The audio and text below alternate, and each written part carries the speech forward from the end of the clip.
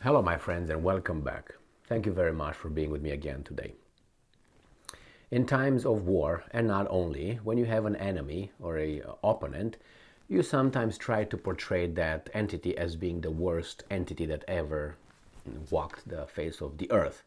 In this case, obviously, the Ukrainians will portray the Russians and Vladimir Putin, their leader, as being, bad, criminals, war criminals, dictators, and all that. Everything that's over there in the list of this kind of words. So Putin was now, I mean, not now, but he's a war criminal, allegedly. And then, if you remember, they tried to say that he's, committing assassinations. He kills his own, critics in Russia, and we also had some statements coming from the accusations, I will say, coming from the former Prime Minister of Great Britain, Boris Johnson.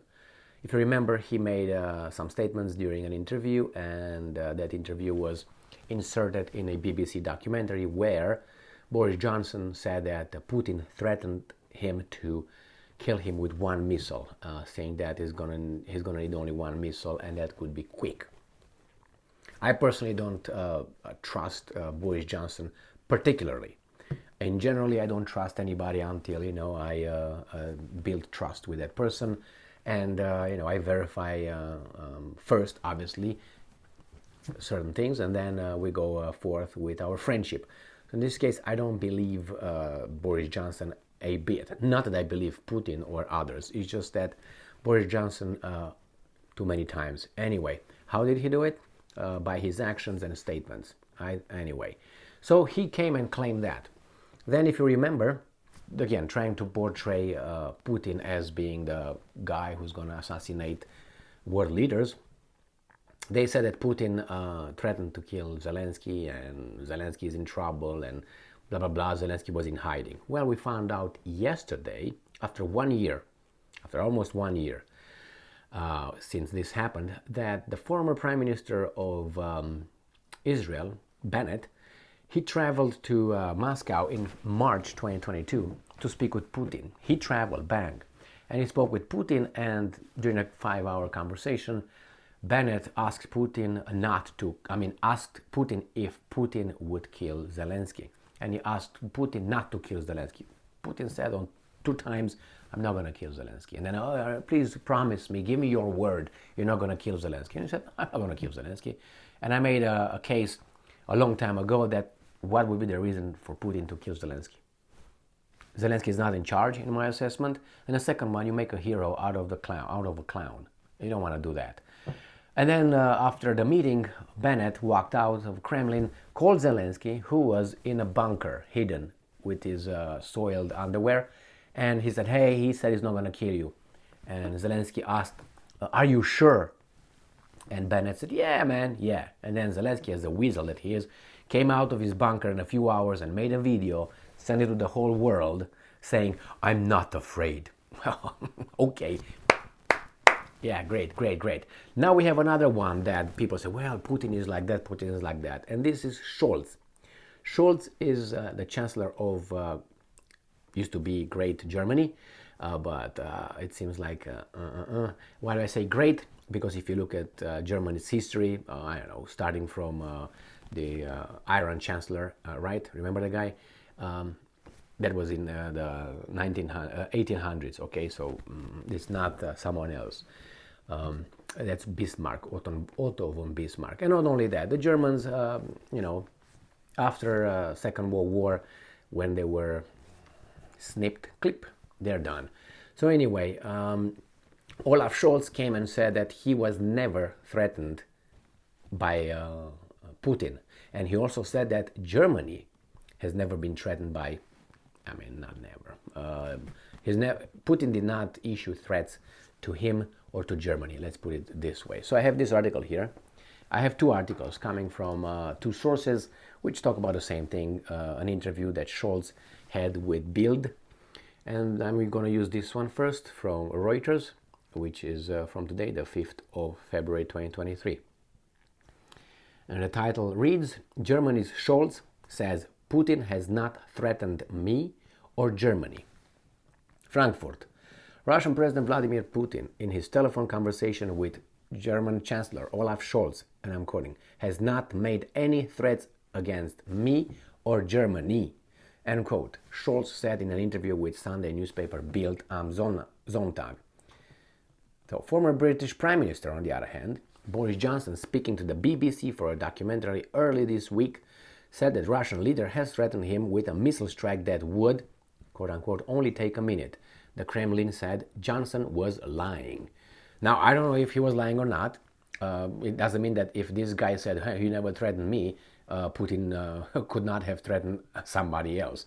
Or you know what I mean? But it's, the thing is like this. Look at this. So in real world, you have the transcripts of phone conversations, meetings. So that could be very easily proven as true or false. Because when they spoke on the phone, allegedly, right?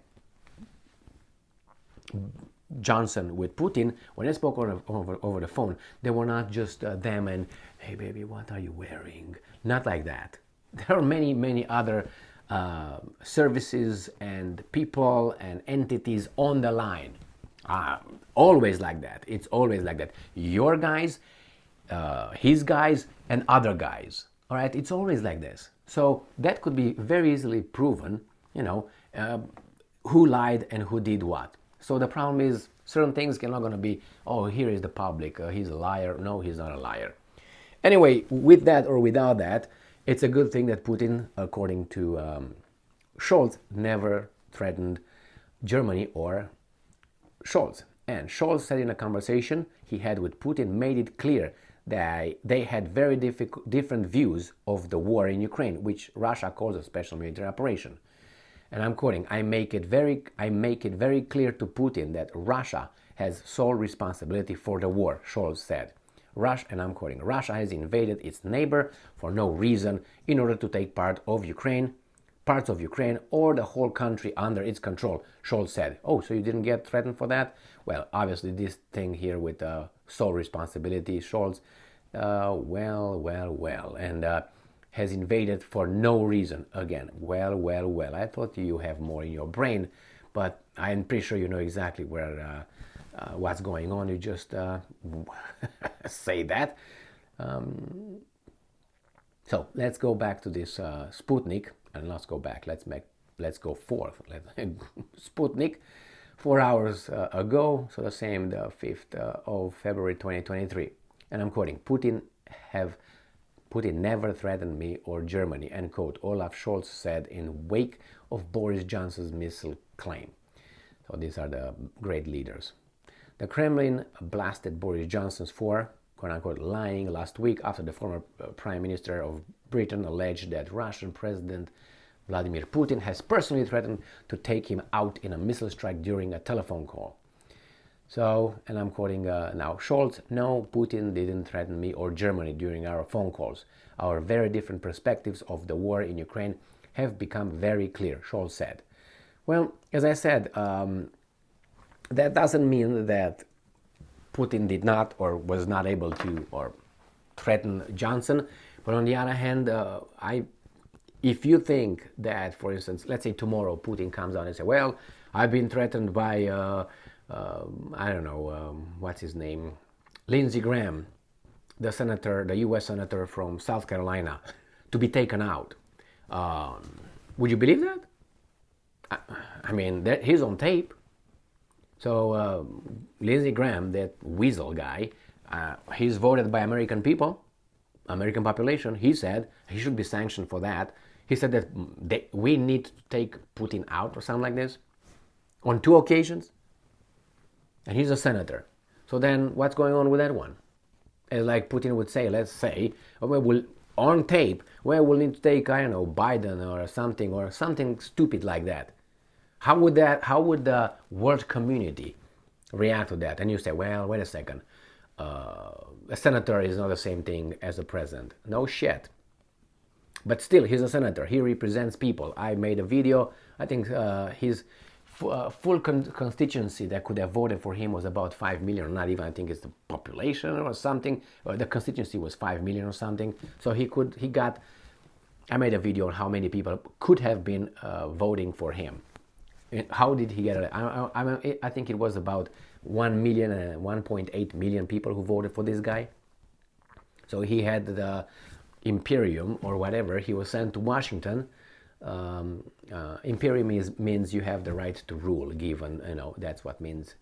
That's how the Romans had it. So don't think stupid stuff. Anyway, you have to defend yourself from all these weasels, because if you do something that someone else did something, they go say, oh, that's because of that. If I mention, I don't know, I like to eat chicken. Oh my God, Emil is just like Stalin, because Stalin liked chicken, right? Oh, Emil is a follower of that guy, those criminals, because those criminals liked that. Or it's just a coincidence sometimes. Sometimes you say, yeah, oh, he wears this blue shirt. It's not a brown shirt, but anyway, it's close, probably because he's a supporter of this and that. You know what I mean? So yeah, Imperium. That's, I swear God. Anyway. So that's what it is, my friends. Putin might be as he is, or at least he's portrayed in a certain way, and I understand that. I'm pretty sure the Russians are portraying the Western leaders in the same way, because they are still human. But at least we know that Putin did not want to assassinate, and I thought it would have been a bad idea to assassinate or to do anything to Zelensky. You don't win, you don't gain anything out of that. And on the contrary, you damage a lot of things.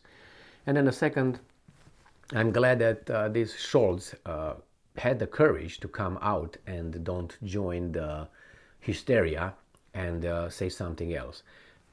Do I trust Scholz?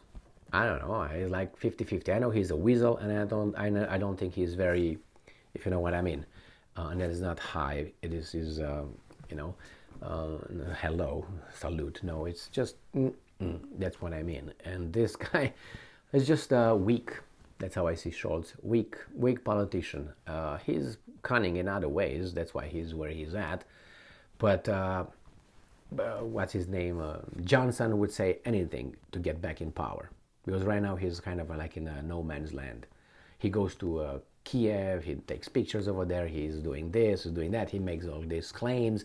He wants to be relevant, and I don't know if he's going to be relevant. There will be some interests that if he says the right thing and he follows the right direction, those interests will support him. Probably they are already.